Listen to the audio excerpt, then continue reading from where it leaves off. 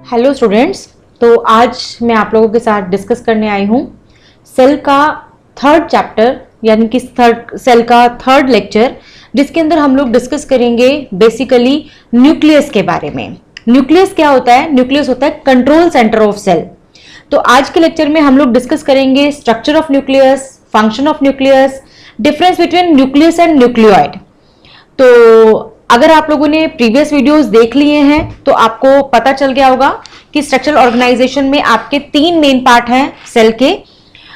Cell membrane, या जिसको हम प्लाज्मा मेम्ब्रेन भी कहते हैं, जो लिपिड्स और प्रोटीन्स की बनी हुई होती है, और दूसरा मेन कंपोनेंट है न्यूक्लियस। तो इससे पहले अगर आप वो दो लेक्चर्स देख लेंगे तो आपको और अच्छे से सेल का जो कंसेप्ट है वो समझ आएगा। तो मैं आपको कहना चाहती हूँ कि आप पहले जो सेल के दो लेक्चर हैं प्रीवियस, वो बड़े ध्यान से देख लें ताकि ये लेक्चर आपको बहुत अच्छे से समझ आए।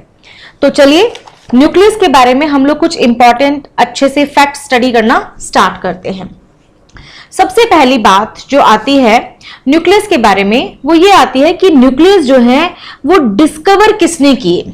तो ये मैं आपको आपकी फर्स्ट वीडियो में ऑलरेडी बता चुकी हूं कि रॉबर्ट ब्राउन जो है ये साइंटिस्ट था जिसने न्यूक्लियस को डिस्कवर किया था। तो who discovered the nucleus? Robert brown in 1831 basically first discovered the nucleus. उसके बाद आपको एक चीज बताना चाह रही हूं, न्यूक्लियस क्या होता है? न्यूक्लियस इज अ स्फेरिकल और ओवल डार्कली स्टेन्ड स्ट्रक्चर। इस लाइन को समझने के लिए आप याद करें फर्स्ट लेक्चर को।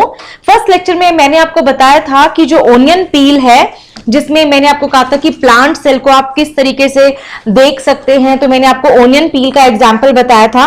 आपने टेम्परेरी माउंट जो है ओनियन पील की प्रिपेयर की थी।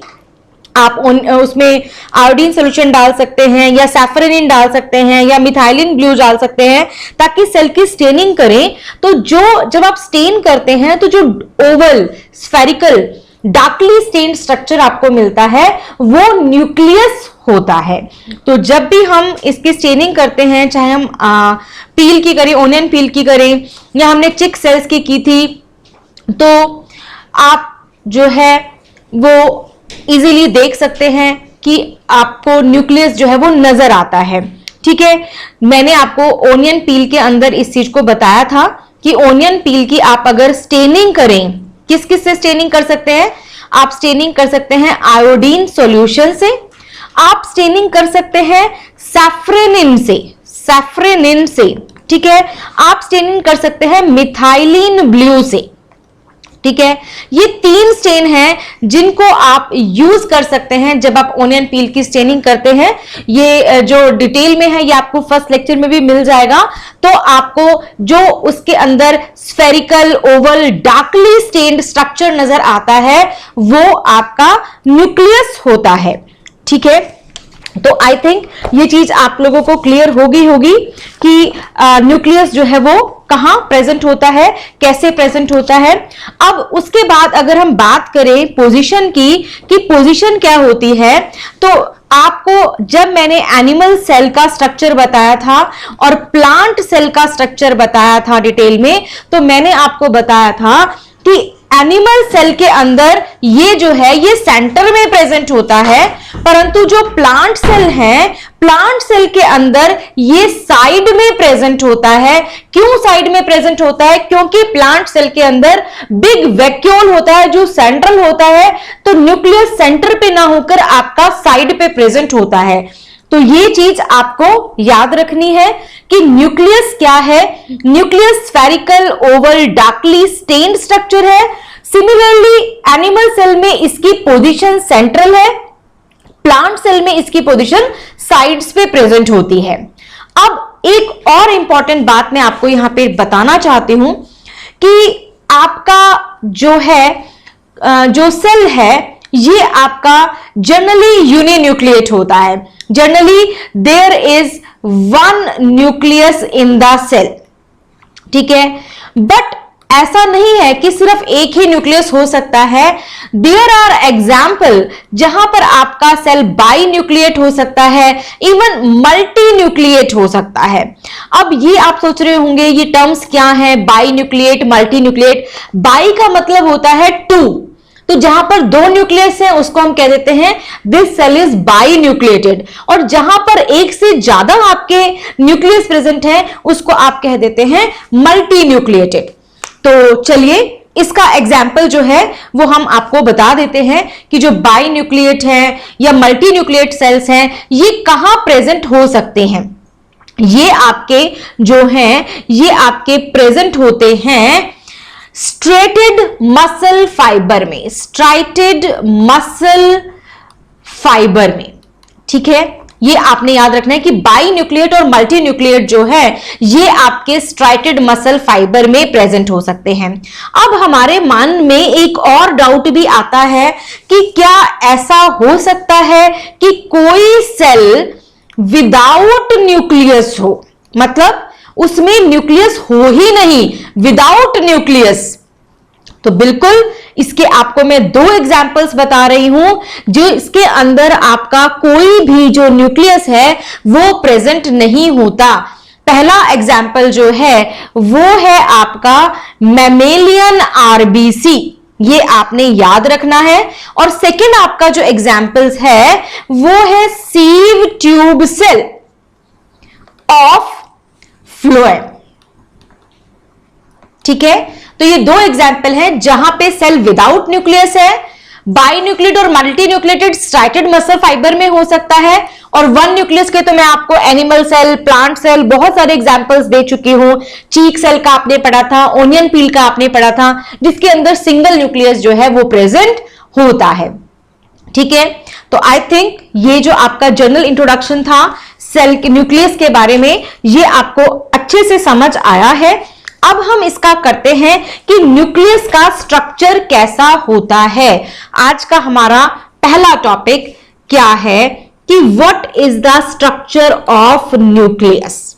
तो हेडिंग लिख लीजिए, स्ट्रक्चर ऑफ न्यूक्लियस। तो जब हम न्यूक्लियस के स्ट्रक्चर की बात करते हैं तो न्यूक्लियस का स्ट्रक्चर के अंदर आपके चार मेन पार्ट्स हैं, मतलब न्यूक्लियस चार मेन चीजों से मिलकर बना है। अब क्वेश्चन ये उठता है कि वो चार कौन कौन सी चीजें हैं जिनसे मिलकर ये बना है। तो पहला आपका जो है वो है न्यूक्लियर एनवेलप। पहला आपका है न्यूक्लियर एनवेलप। ठीक है, दूसरा आपका क्या है, दूसरा आपका मेन चीज जो है वो है आपका न्यूक्लियोप्लाज्म। ठीक है, और उसके बाद तीसरी मेन चीज क्या है, तीसरी मेन चीज अगर आप इसकी स्टडी करें तो तीसरी मेन चीज होती है न्यूक्लियोलस। न्यूक्लियोलस। और लास्ट चीज जो इसके अंदर आप डिफरेंस पढ़ते हैं या मेन पार्ट इसका पढ़ते हैं वो होता है क्रोमेटिन नेटवर्क।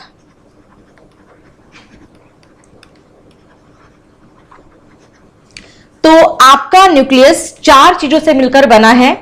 फर्स्ट है आपका न्यूक्लियर एनवेलप, सेकंड है आपका न्यूक्लियोप्लाज्म, थर्ड है आपका न्यूक्लियोलस, और फोर्थ है आपका क्रोमेटिन नेटवर्क। यानी कि जब आप न्यूक्लियर स्टडी करेंगे तो आप इन चार चीजों के बारे में डिटेल में समझेंगे। तो चलिए सबसे पहले हम लोग स्टार्ट करते हैं न्यूक्लियर एनवेलप के साथ। This is the first one, this is second one, this is third one, this is fourth one. तो ये चार चीजें हमने आज पढ़नी है। तो हम सबसे पहले स्टार्ट कर रहे हैं first one, that is nuclear envelope.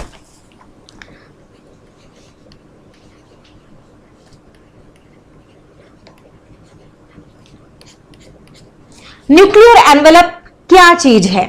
सबसे पहली बात, न्यूक्लियस जो है ये it has A double layered structure.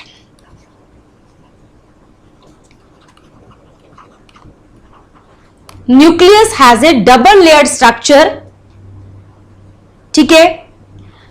तो डबल लेयर्ड स्ट्रक्चर क्या है? न्यूक्लियर मेम्ब्रेन है, या आप इसको न्यूक्लियर एनवेलप भी बोल सकते हैं, आप इसको न्यूक्लियर एनवेलप बोल सकते हैं, आप इसको न्यूक्लियर मेम्ब्रेन भी बोल सकते हैं, जिससे हमारा न्यूक्लियस जो है वो आपका सराउंडेड है।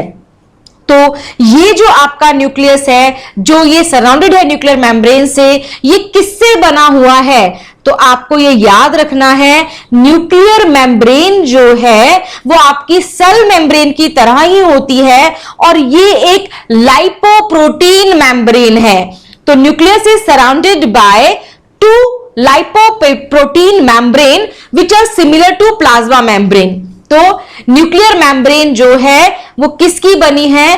वो लाइपोप्रोटीन्स की बनी है, यानी कि उसमें लिपिड्स प्लस प्रोटीन्स आपके प्रेजेंट हैं।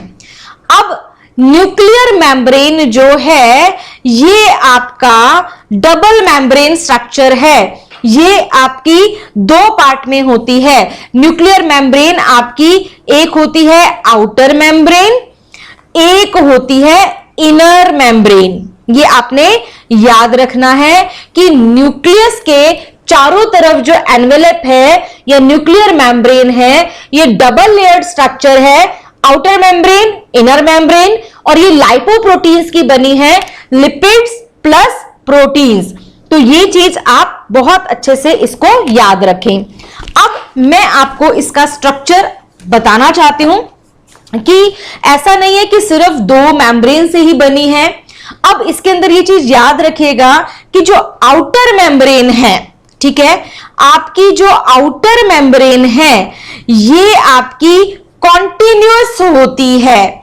Outer membrane is continuous with endoplasmic reticulum. Short form में हम ER भी लिखते हैं, इसका मतलब क्या होता है?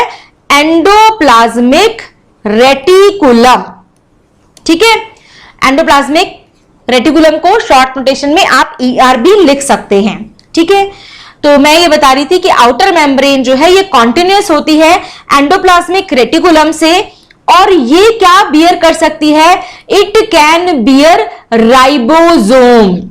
तो आपको एंडोप्लाज्मिक रेटिकुलम, राइबोसोम के बारे में परेशान होने की जरूरत नहीं है। नेक्स्ट लेक्चर में जब हम साइटोप्लाज्म में सेल ऑर्गेनेल्स पढ़ेंगे तो हम इन चीजों को डिटेल में स्टडी करेंगे कि एंडोप्लाज्मिक रेटिकुलम क्या होता है, राइबोसोम क्या होता है, ठीक है।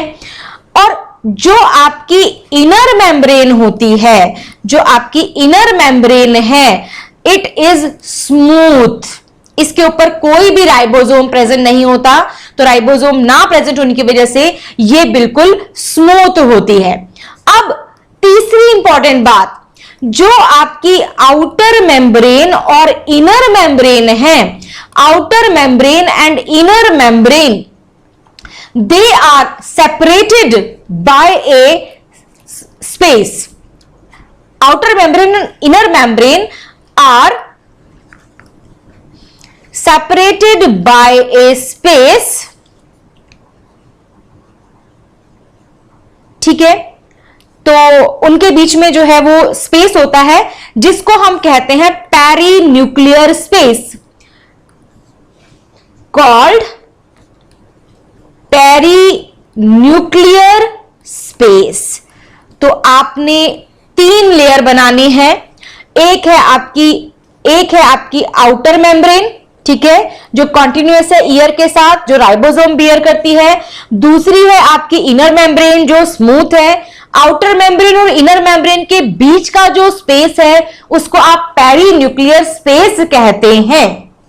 और चौथी इंपॉर्टेंट बात क्या है? चौथी इंपॉर्टेंट बात यह है कि जो आपकी ये मेम्ब्रेन्स हैं ये परफोरेटेड होती है न्यूक्लियर पोर से। The nuclear envelope is perforated by several minute pores called nuclear pore. ठीक है, तो यहां तक का हम स्ट्रक्चर एक बार पढ़ते हैं, समझते हैं, उसके बाद हम न्यूक्लियोप्लाज्म या न्यूक्लियर सैप पे चलेंगे। आपको ये चीज बता दिया जाए कि ये पोर क्यों होते हैं, what is the role of pore. तो पोर का जो रोल है, ये न्यूक्लियर पोर जो हैं, ये क्यों प्रेजेंट हैं, इनकी क्या यूटिलिटी है। They allow exchange of material between nucleus and cell. ठीक है, तो अगर हम न्यूक्लियस का अभी तक का डायग्राम समझना चाहें तो मैंने आपको यह समझाया कि जो न्यूक्लियस है वो इस तरह का आपका स्फेरिकल या डार्क स्टेन स्ट्रक्चर है। अब इसके अंदर एक्चुअली क्या है, ये एक डबल मेम्ब्रेन बाउंड स्ट्रक्चर है। ठीक है, ये आपको डबल मेम्ब्रेन मैंने इसके अंदर शो की है। आप देखिए, आपको डबल मेम्ब्रेन नजर आ रही है। अब ये क्या है, ये है आउटर मेम्ब्रेन। ठीक है, ये क्या है, ये है इनर मेम्ब्रेन।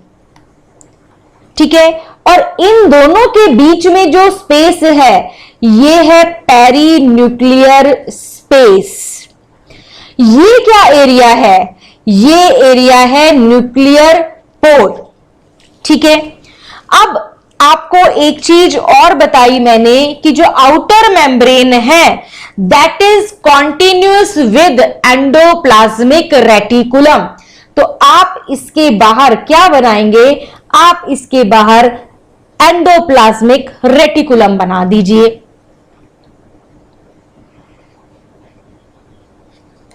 ये आपका जो ट्यूब लाइक स्ट्रक्चर है, ये है एंडोप्लाज्मिक रेटिकुलम। ठीक है,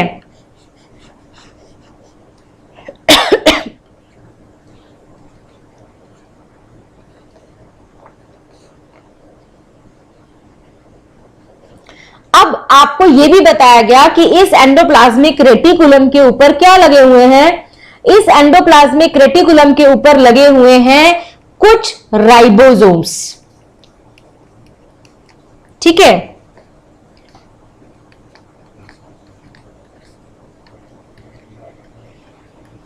ये क्या है, ये है राइबोसोम, और ये क्या है, ये है आपका एंडोप्लाज्मिक रेटिकुलम। अब जहां पर आपके राइबोसोम प्रेजेंट होंगे वो आपका कहलाएगा रफ, और जहां आपके राइबोसोम प्रेजेंट नहीं है आप उसको कह सकते हैं स्मूथ एंडोप्लाज्मिक रेटिकुलम। इतनी बात जो मैंने आपको न्यूक्लियर एनवेलप की समझाई आपको समझ आ गई होगी। अब हम पढ़ते हैं सेकंड स्ट्रक्चर के बारे में। सेकंड स्ट्रक्चर जो है वो होता है न्यूक्लियोप्लाज्म। अब न्यूक्लियोप्लाज्म के लिए आप क्या कर सकते हैं, न्यूक्लियोप्लाज्म के लिए आप इसको फिल कर सकते हैं with viscous fluid enclosed bye nuclear membrane. तो आप इसके अंदर इस तरीके से न्यूक्लियोप्लाज्म जो है वो शो कर सकते हैं।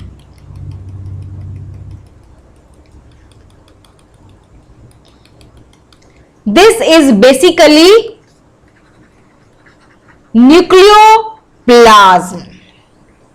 न्यूक्लियोप्लाज्म किस चीज का बना हुआ होता है, न्यूक्लियोप्लाज्म जो है इसके अंदर होते हैं enzymes, ribosome, nucleolus and chromatin thread. अब इसके अंदर सेल के अंदर जो न्यूक्लियस है, न्यूक्लियस के अंदर बेसिकली मैंने आपको बताया कि एक आपका डेंस स्ट्रक्चर है। किस चीज का डेंस स्ट्रक्चर है, वो है आपका न्यूक्लियोलस, जो हमने नेक्स्ट आर्टिकल आपका पढ़ना है कि न्यूक्लियोलस क्या होता है। न्यूक्लियोलस जो है वो आपका आप मान सकते हैं इस तरीके का एक डेंस स्ट्रक्चर है।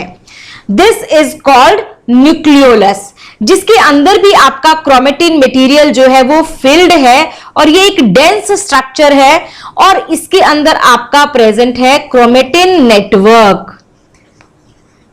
This kind of chromatin network is present in the nucleolus nucleus. ठीक है, तो this is chromatin network, this is nucleolus. तो ये आपका जो डायग्राम है ये आपको शो कर रहा है स्ट्रक्चर ऑफ न्यूक्लियस, ये आपको शो कर रहा है स्ट्रक्चर ऑफ न्यूक्लियस। ठीक है, तो चलिए मैंने आपको फर्स्ट पॉइंट तो डिटेल में समझा दिया। फर्स्ट पॉइंट हमारा क्या था? फर्स्ट पॉइंट था हमारा न्यूक्लियर एनवेलप। अब हम सेकंड पॉइंट लेते हैं। सेकंड पॉइंट में आपको डायग्रामेटिकली समझा चुकी हूं, डिटेल में आप थोड़े से इसके नोट्स बना लें ताकि आपको लेक्चर में ये जब आप रिकॉल करें तो आपको इजी रहे। सेकंड जो चीज है वो है न्यूक्लियोप्लाज्म। इसको आप न्यूक्लियर सैप भी कह सकते हैं। ये जस्ट लाइक साइटोप्लाज्म है आपका, जैसे एक साइटोप्लाज्म सेल में प्रेजेंट होता है तो न्यूक्लियस के अंदर जब वो प्रेजेंट होता है तो आप उसको न्यूक्लियोप्लाज्म कहते हैं। अब ये क्या है? ये एक विस्कस फ्लूइड है।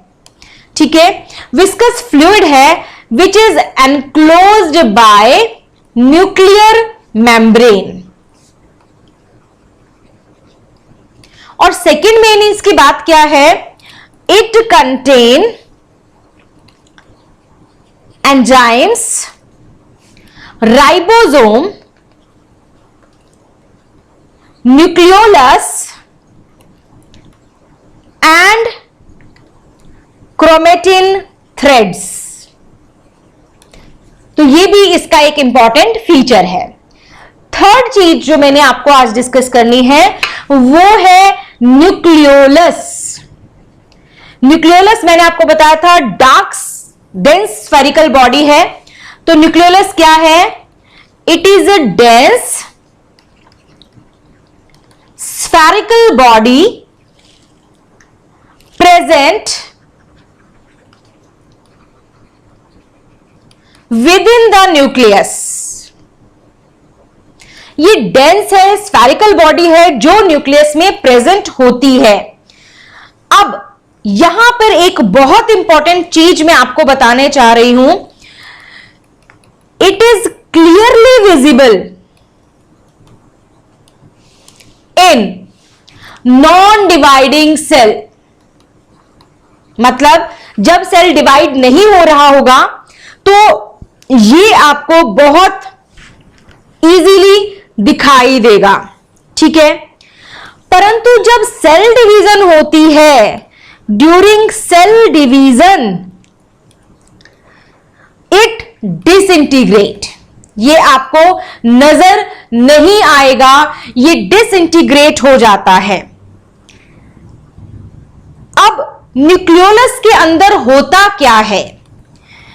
न्यूक्लियोलस कंटेन या कंसिस्ट ऑफ न्यूक्लिक एसिड। अब न्यूक्लिक एसिड एक बहुत बहुत बहुत इंपॉर्टेंट टर्म है। न्यूक्लिक एसिड क्या होता है? न्यूक्लिक एसिड आपके दो तरह के होते हैं। न्यूक्लिक एसिड आपका दो टाइप का होता है। न्यूक्लिक एसिड आपका होता है डीएनए एंड आरएनए। तो न्यूक्लिक एसिड आपका दो तरह का है, one is DNA, one is RNA.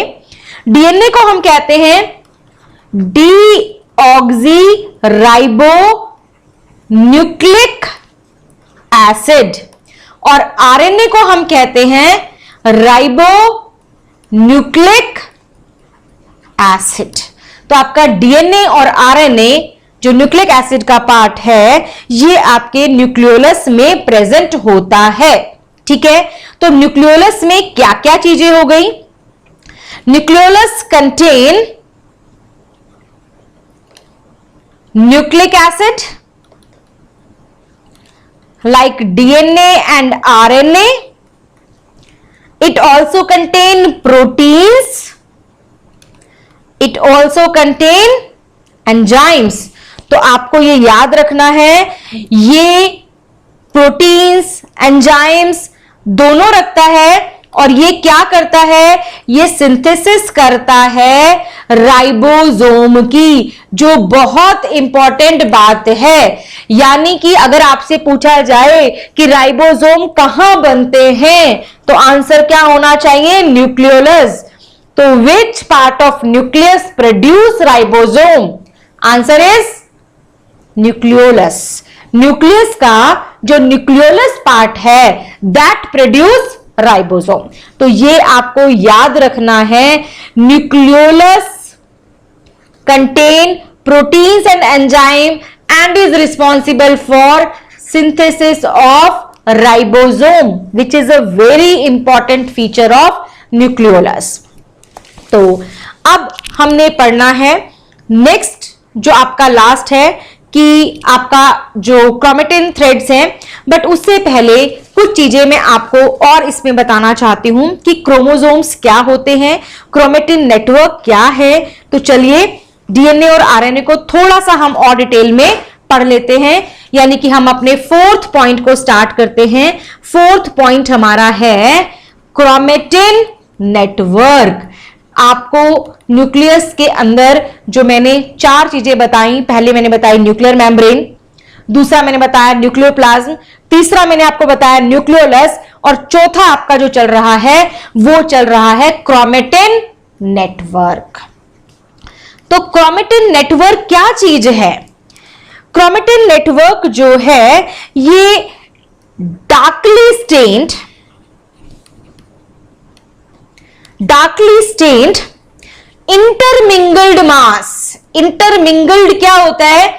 जैसे ऊन जो होती है ना, वूल, जैसे अगर हमने वूल का, अगर हमारे पास गोला नहीं है, वो आपकी पड़ी हुई है, तो वो क्या होता है, एक से दूसरा धागा आपस में उलझ जाता है। इसी तरह से जो क्रोमोसोम्स हैं ये न्यूक्लियस में उलझे हुए, इंटरमिंगल्ड, एक दूसरे में उलझे हुए आपके पड़े हुए होते हैं। तो ये डार्कली स्टेन्ड इंटरमिंगल्ड मास है किस चीज का? क्रोमेटिन थ्रेड का। क्रोमेटिन थ्रेड का।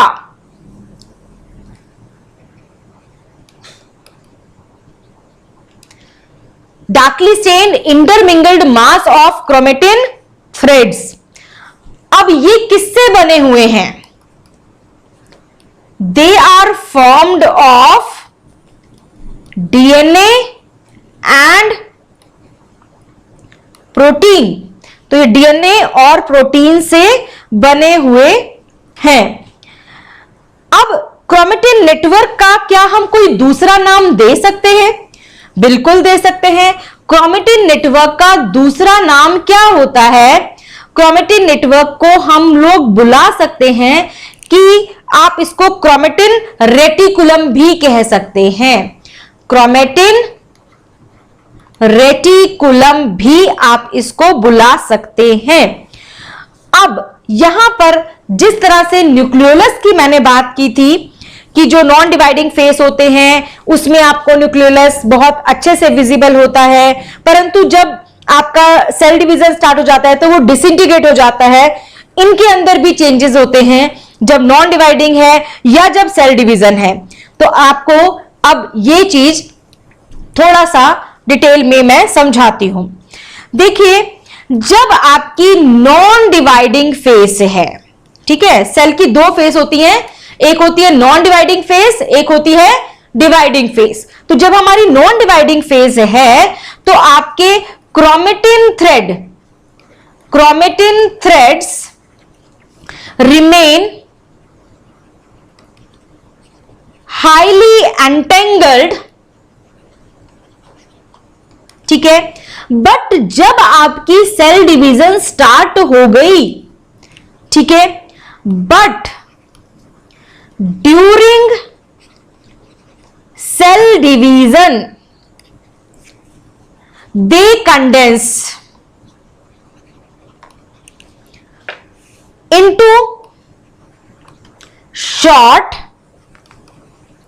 rod shaped structure called chromosome. ठीक है, अब ये क्योंकि रॉड शेप स्ट्रक्चर में कन्वर्ट हो गए क्रोमोसोम, और क्रोमोसोम फर्दर जो हैं ये हमारे हेरिडिटरी व्हीकल्स होते हैं because they contain genes on them. तो इसको लिखिए, दे आर कॉल्ड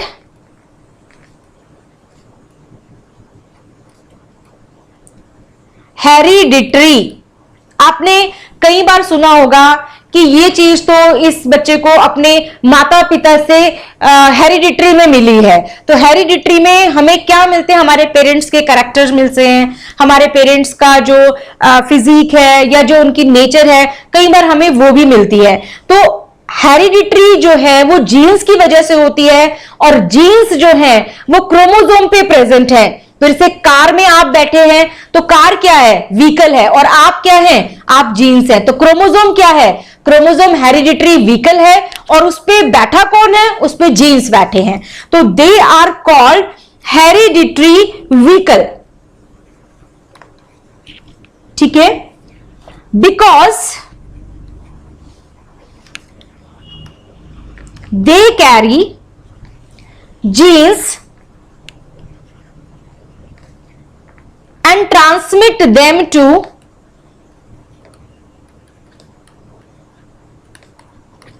daughter cell। यानी कि जो कैरेक्टर है वो डॉटर सेल में आपके आगे शिफ्ट हो जाते हैं। तो यहां पर एक चीज आपको डेफिनेशन कई बार पूछी जाती है कि जीन्स क्या होते हैं, तो आपने क्या देना है? Functional segment of DNA are called genes। ये आपकी डेफिनेशन हो गई किस चीज की? जीन्स की। डीएनए मॉलिक्यूल जो है, DNA molecule contain the information necessary for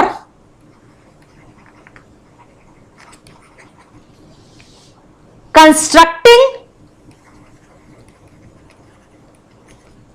and organizing cells। तो जो आपका डीएनए मॉलिक्यूल है ये इंफॉर्मेशन रखता है जो नेसेसरी होती है कंस्ट्रक्ट करने के लिए, ऑर्गेनाइज करने के लिए सेल को। ठीक है, तो क्रोमेटिन मटेरियल का मैंने आपको बता दिया कि जब आपका नॉन डिवाइडिंग फेज होता है तो हाईली एंटेंगल्ड होते हैं, परंतु जैसे ही सेल डिवीजन स्टार्ट होती है वो आपके क्रोमोसोम की फॉर्म में कन्वर्ट हो जाते हैं। इनको आप हेरिडिटरी व्हीकल्स भी कहते हैं क्योंकि ये जीन्स कैरी करते हैं और जीन्स को ये ट्रांसमिट करते हैं डॉटर सेल तक। और जो फंक्शनल सेगमेंट है डीएनए का उसको आप जीन्स कहते हैं। जीन्स के ऊपर क्या खास बात है? हम जीन्स क्यों इतना इंपॉर्टेंट मानते हैं? तो जीन्स की इंपॉर्टेंस के लिए आप लिखिए, genes carry information for protein synthesis which in turn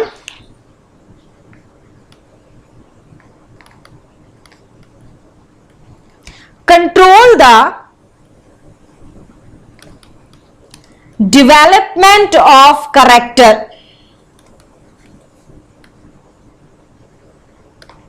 और वैसे भी सेल की मेंटेनेंस के लिए हमें प्रोटीन्स की बहुत जरूरत है, और सेल को कौन सा प्रोटीन चाहिए वो इंफॉर्मेशन किसके पास है? जीन्स के पास है।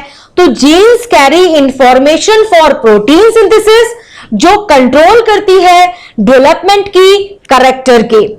ठीक है, अब जीन्स जो है वो क्रोमोसोम पे प्रेजेंट है।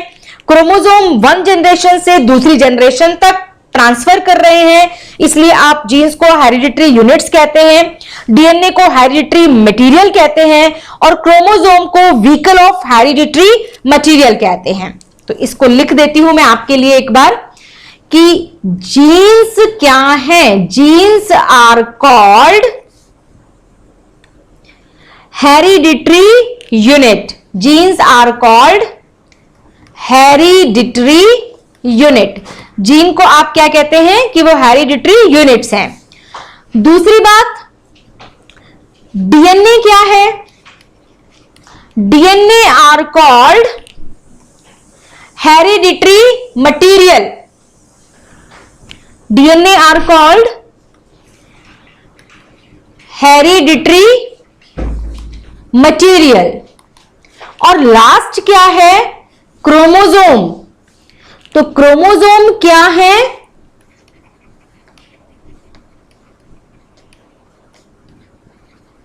Chromosome are called vehicle of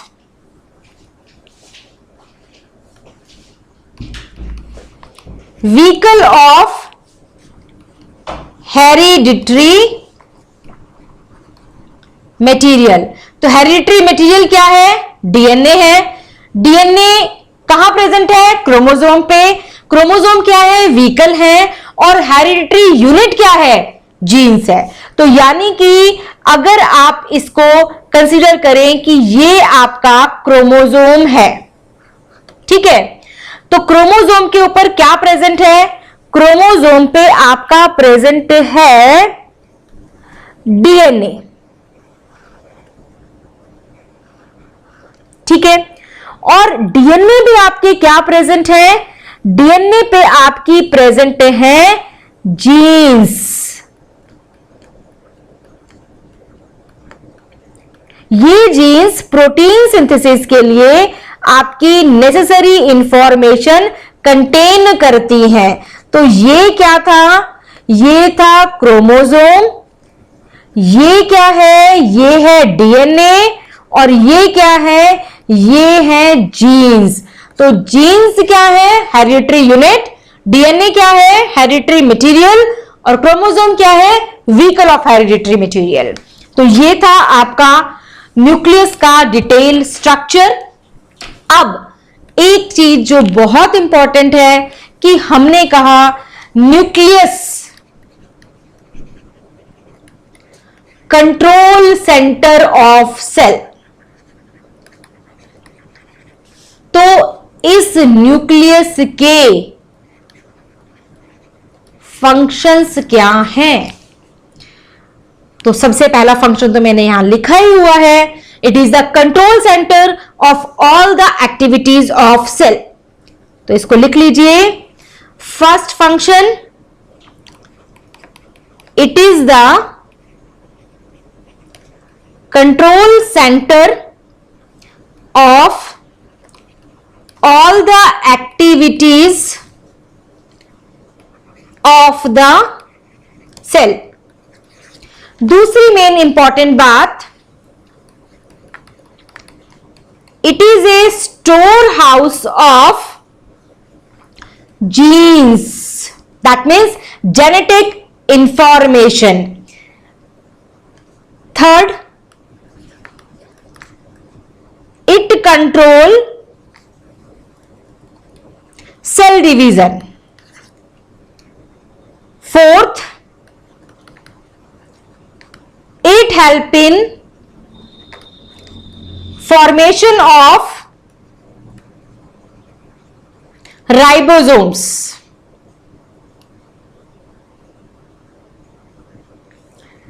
And different type of RNA needed for protein synthesis।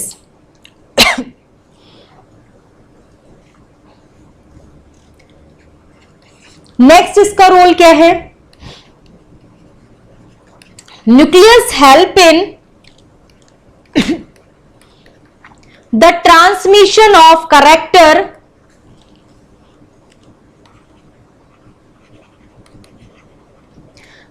From one generation to another. क्यों? क्योंकि जीन्स है, जीन्स हेरिडिटरी मटेरियल है, तो जीन्स की वजह से कैरेक्टर एक जनरेशन से दूसरी जनरेशन तक ट्रांसफर होता है। ठीक है। और राइबोसोम जो प्रोटीन सिंथेसिस में इंपॉर्टेंट रोल प्ले करते हैं, they are also formed in, ये चीज मैंने आपको कही थी कि आपने याद रखनी है, तो मैं इसको लिख रही हूं अलग कलर से ताकि आपको याद रहे कि it is formed in the nucleolus part of the nucleus. तो ये थे कुछ इंपॉर्टेंट फंक्शन अबाउट न्यूक्लियस। एक चीज जो मैं आपके साथ अभी और डिस्कस करना चाह रही हूं वो है न्यूक्लियस और न्यूक्लियोइड में क्या फर्क होता है। न्यूक्लियस जो है ये आपका प्रोकैरियोटिक और यूकैरियोटिक में आप ज्यादा अच्छे से समझेंगे, जो हम लेटर ऑन डिस्कस करेंगे, बट यहां पर हम क्योंकि न्यूक्लियस पढ़ रहे हैं तो मैं आपको बताना चाहती हूं कि सेल जो है वो दो तरह के होते हैं बेसिकली, प्रोकैरियोटिक सेल और यूकैरियोटिक सेल। प्रोकैरियोटिक सेल्स जो है वो प्रिमिटिव सेल होते हैं, यूकैरियोटिक सेल जो है वो एडवांस सेल होते हैं। तो जो प्रोकैरियोटिक सेल्स थे उनके अंदर प्रेजेंट था न्यूक्लियोइड, जो वेल डेवलप हो गया तो वही यूकैरियोटिक में हो गया न्यूक्लियस।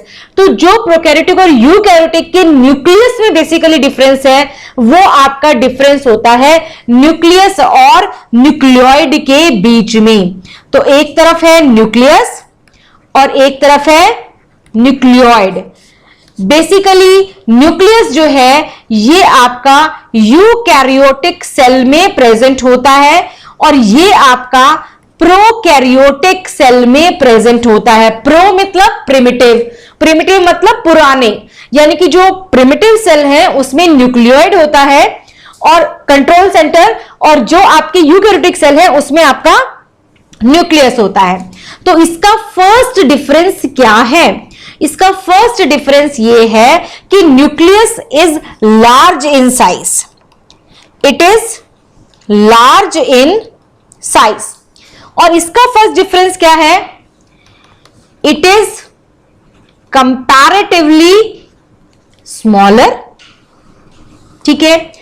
अब प्रोकैरियोटिक में जो आपका न्यूक्लियस था वो आपका न्यूक्लियर मेम्ब्रेन से सराउंडेड नहीं होता, पर आज जो मैंने न्यूक्लियस बताया है आपको उसमें मैंने आपको डबल मेम्ब्रेन स्ट्रक्चर बताया है, आउटर मेम्ब्रेन, इनर मेम्ब्रेन, जिसके बीच में पेरीन्यूक्लियर स्पेस प्रेजेंट है, न्यूक्लियर पोर प्रेजेंट है।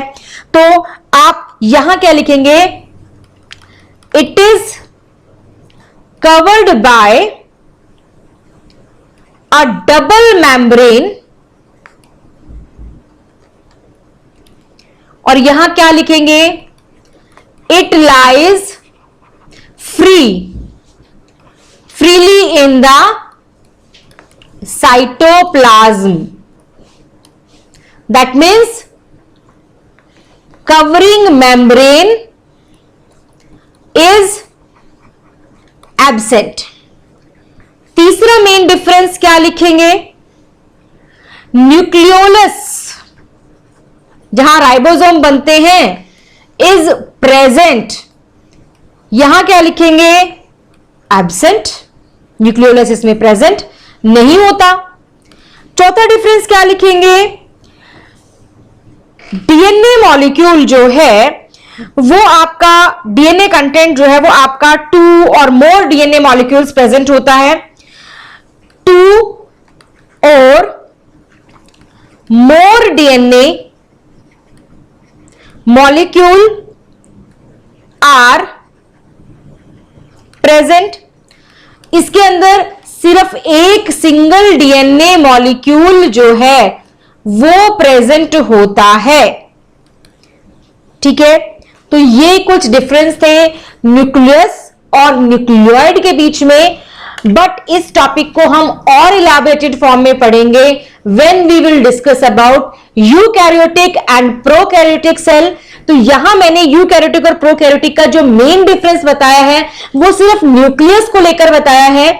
नेक्स्ट लेक्चर में मैं आपको साइटोप्लाज्म के बारे में बताऊंगी, वेरियस अदर सेल ऑर्गेनेल्स के बारे में बताऊंगी। तो वहां पर आप प्रिमिटिव यानी कि प्रोकैरियोटिक और यूकैरियोटिक को और अच्छे से समझ पाएंगे। तो this is all about this lecture. यहां तक आपको सेल का जो स्ट्रक्चर ऑर्गेनाइजेशन है वो समझ आ चुका होगा। सेल मेम्ब्रेन के बारे में आप डिटेल में पढ़ चुके हैं। न्यूक्लियस के बारे में आज मैंने बहुत इलैबोरेटेड फॉर्म में आपको समझा दिया है।